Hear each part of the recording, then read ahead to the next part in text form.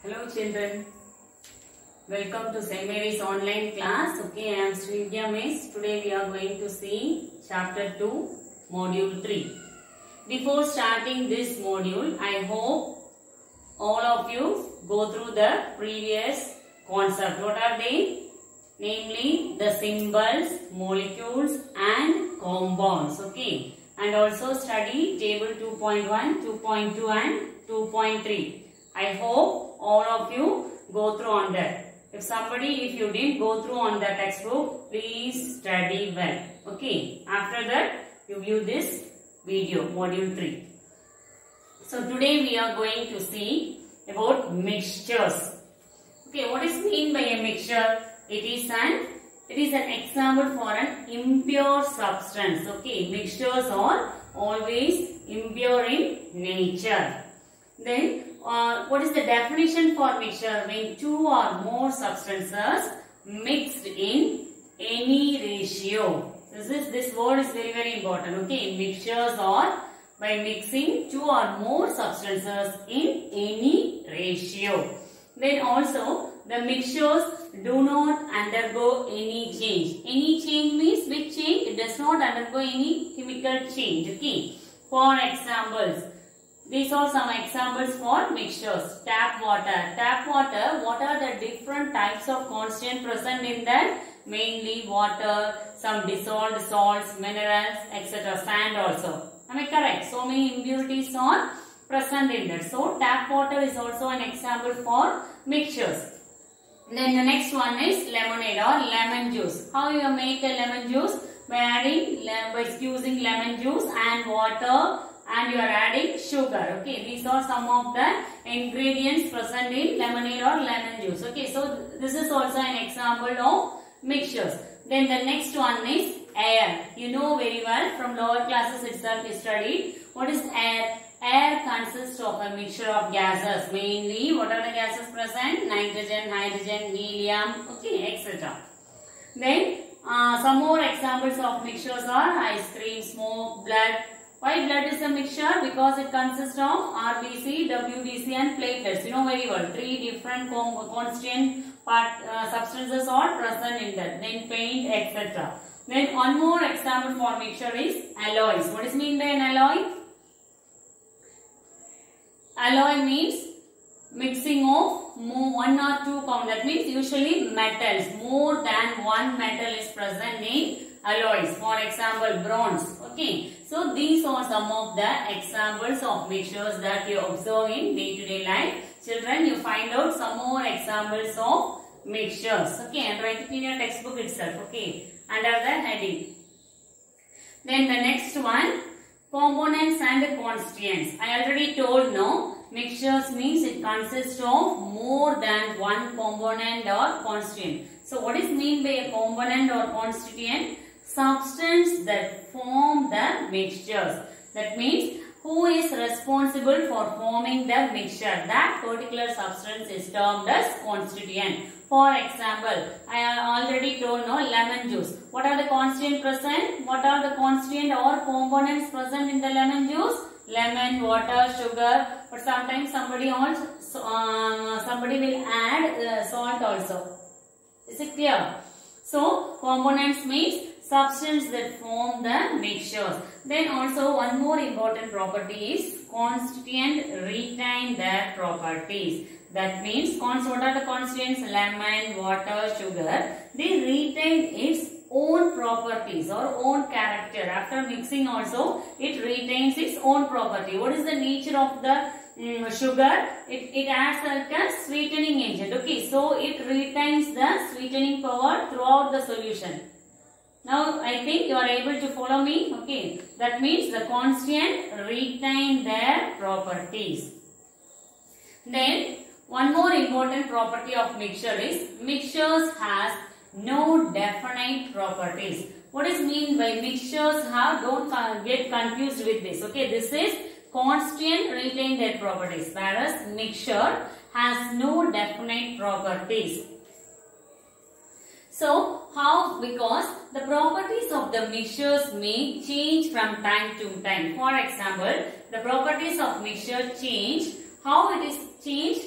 by changing the proportion of its constituents. The same example if you are taking by making lemon juice. Okay, if you want more sweet means you can add more sugar. Am I correct? So the properties of the mixture, the property of the lemon juice will be sweet or it becomes sugarless. Okay, based on the properties, if you can add or decrease the quantity of sugar.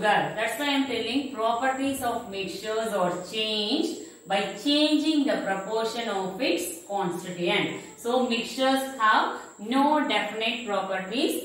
It depends upon what proportion we are adding the constituents. Clear? Then one more important property I already told, no alloys. The best example, steel is an example for an alloy. It consists mainly of iron and other elements. In other elements mainly consist of carbon. So steel is an alloy consisting of iron, carbon and many other elements. Is it clear? Then the next one, okay, the difference between mixtures and compounds. Then the next one, we are going to see about difference between mixtures and compounds. Okay, children, go through on the table, study table 12.4. This is very important table. Okay, study table 12.4. Once again, I am repeating, in this chapter, all the tabulations are important. Please go through on that. 12.1, 12.2, 12.3 and 12.4. Okay. So you know very well what is mean by a mixture. By combining two or more substances in any proportion. Okay. For example, milk is also an example for mixture. So milk consists of fat, carbohydrates. Okay, study this. Milk, what are the constituents present in milk? Fat, carbohydrates. Sorry, 2 times. Okay. Fats, carbohydrates, proteins, salts, vitamins and water. Then you see one more example. What is this? Iron sulfide. The symbol of iron is Fe and sulfur is S. Okay. While these two combine together, it forms a compound. Namely, what is the name of this compound? Iron sulfide. Okay. What is the name of this compound? Iron sulfide. Sulphide.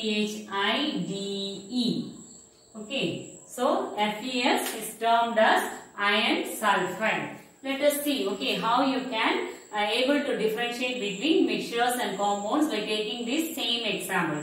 You see here, first step is iron Fe plus sulfur. It combined together in a fixed ratio. Fixed ratio means it forms a compound. Okay. In any ratio means it forms mixtures. So iron, when it combines with sulfur, on heating it forms iron sulfide. You see here, initially the iron has magnetic property. It is black in color. Whereas sulfur is no magnetic property and it is yellow in color. On combining these two in a fixed ratio, what is the ratio here? 1:1.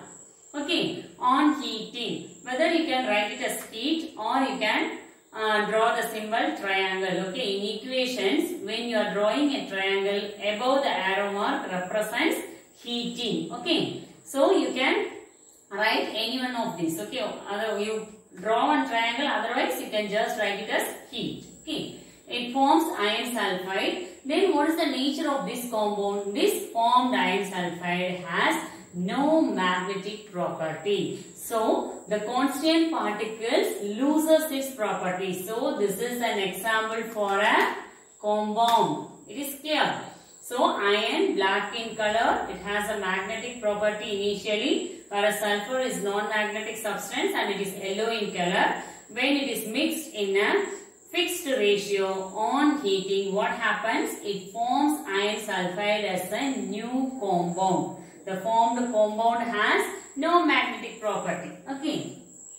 Then suppose if you are taking the same iron and sulfur in any ratio without heating, it forms mixtures. You see the diagram, you can easily understand. Okay. You see here how many iron atoms? 1, 2, 3, 4. Then also 4 sulfur. 1, 2, 3, 4. So it is in the equal, same ratio. It is in the fixed ratio. It forms compound. Each ion combines with sulfur and form iron sulfide. So 4 iron sulfide molecule is formed. So it is an example for a compound, iron sulfide. Then when this will become mixtures without heating, you see here 1, 2, 3, 4. 4 iron atoms and 5 sulfur atoms.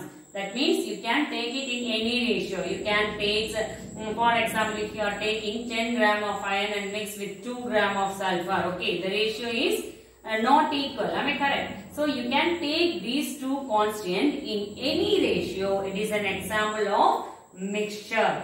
In mixture, what is the major point we want to note? The constant particles retain its property. In this case, if you take a magnet, the iron particles will have magnetic property and sulfur is yellow in color. Whereas in this case, on heating, it loses its properties and it becomes iron sulfide. Mixture, there are free ion, Fe and sulfur exist independently. Whereas in compound, these two is in the combined form.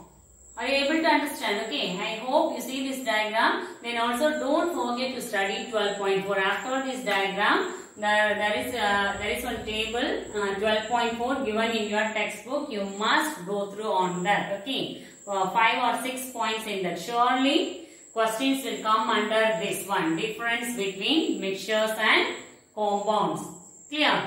Then the next one is. Okay, children, please listen. Next one is your homework. Okay, so you please note down the page number and question number while watching this video. Clear? Homework first one, page number 21. I already gave some work in this same section. Okay, remaining questions also you want to do. Check your progress. Question number 1 to 5. Okay, do it as a homework. Okay, just choose the correct option. Okay, so page number 21, check your progress. Question number 1 to 5, do it as a homework.